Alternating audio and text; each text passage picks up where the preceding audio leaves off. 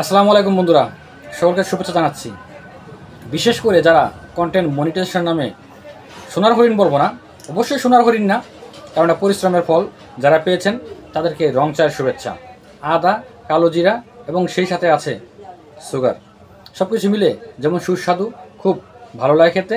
একই রকমভাবে content monetization নামের এই সেটআপটা যারা এখন পেয়েছেন তাদের কাছে ঠিক এরকম ফিল হচ্ছে। সত্যি বলতে অনেকটা এরকমই ফিল হচ্ছে। আপনারা সকলকে শুভেচ্ছা জানাচ্ছি, কারণ আপনারা পরিশ্রম করেছেন, অনেক সময় দিয়েছেন, শ্রম দিয়েছেন, অনেকটা মূল্যবান সময় এখানে ব্যয় করেছেন, তার ফল অবশ্যই পেয়েছেন। তবে হ্যাঁ, এখানে কিছু কথা আছে। কথাটা হলো এই, সত্যি বলতে কি যারা পরিশ্রমী তাদেরকে কি মূল্যায়ন করা হয়েছে? আমি বলতে চাচ্ছি যারা সত্যিকারের পরিশ্রমী এমন অনেকে, সকলে না, অনেককে কি এই ফেসবুক কর্তৃপক্ষ মূল্যায়ন করেছে? আমি মনে করি না, না এবং না। অনেকে এখানে অনেক বড় বড় আইডির লোকজন এখানে আছেন, যারা দেখবেন 20,000, 50,000, 60,000, 1 লাখ এরকম ফলোয়ার্স সমৃদ্ধ যে আইডিগুলো আছে, তারা অনেক পরিশ্রম করে গেছে। অনেকের ইনস্ট্রিম অ্যাডস, রিলস এই সমস্ত সেটআপগুলো ছিল, তারা এখনও পায়নি। কিন্তু প্রক্ষান্তরে কেউ 1,000, 1500, 2,000, 3,000 এরকম কোনো ক্রাইটেরিয়া পূর্ণ হয়নি, না 60,000 ঘন্টা ওয়াচ টাইম পূর্ণ হয়েছে, না 5,000 ফলোয়ার্স পূর্ণ হয়েছে, না অন্যান্য ক্রাইটেরিয়াগুলো পূর্ণ হয়েছে, তারা পেয়ে গেছে। তাহলে এখানে মূলত যে পরিশ্রমের সৌভাগ্যের প্রসূতি আমরা কথা বলি, যে পরিশ্রম মূল্যায়ন করা, এখানে সত্যিকার অর্থে কি সেই পরিশ্রম মূল্যায়নটা করা হয়েছে? হয়নি।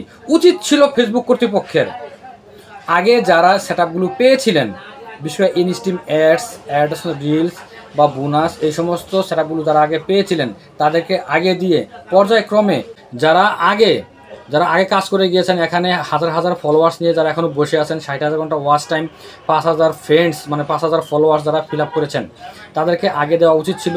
এবং যাদের এই ইনস্ট্রিম অ্যাডস, রিলস, বোনাস এই সমস্ত সেটআপগুলো আগেই তারা অলরেডি পেয়েছেন বা ছিল, কোনো কারণে তারা এগুলো সেটআপ হয়নি ওই সময়, তাদেরকে আগে দেওয়া উচিত ছিল। তারা এ ক্যাটাগরি, তারপরে বি ক্যাটাগরি, সি ক্যাটাগরি, হ্যাঁ নতুন যারা আসছেন তারাও পাবেন।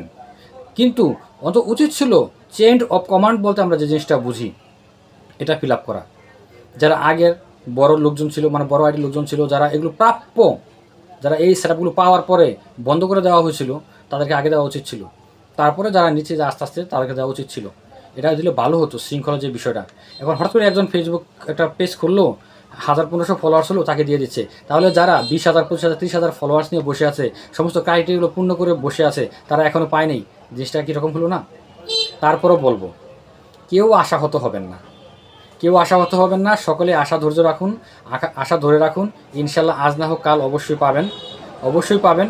নতুন যারা পেয়েছেন তার জন্য শুভেচ্ছা, অভিনন্দন। আপনাদের কপাল ভালো, ভাগ্য ভালো, এই কারণে হয়তোবা এই নিয়মের কারণে আপনারা পেয়ে গেছেন। নয়তোবা কষ্ট কী জিনিসটা সেটা আপনারা হয়তো একটু বুঝতেন। বিশেষ করে যারা এখন কষ্ট করে অনেক উপরে অনেক ফলোয়ার্স বাড়িয়েছে, অনেক ক্রাইটেরিয়াগুলো পূর্ণ করেছে, তাদের কী পরিমাণ শ্রম হয়েছে, এমবি খরচ হয়েছে, কী পরিমাণ পরিশ্রম করতে হয়েছে, সেই জিনিসটা আপনারা হয়তোবা এখন বুঝতে পারেননি। আপনারা সহজে পেয়ে গেছেন, তাই জিনিসটা মূল্য হয়তো আপনারা ওইরকমভাবে বুঝবেন না, কিন্তু যারা কষ্ট করেছে তারা মূল্যটা ঠিকই বুঝবে। তারপর সকলের জন্য অভিনন্দন। তারপরও ফেসবুক আপনাকেও অভিনন্দন, তবে শৃঙ্খলা দরকার ছিল। আপনার আবারও শুভেচ্ছা, সকলকে আবারও অভিনন্দন, সকলের জন্য শুভকামনা রইল। আল্লাহ হাফেজ, ভালো থাকবেন। আসসালামু আলাইকুম।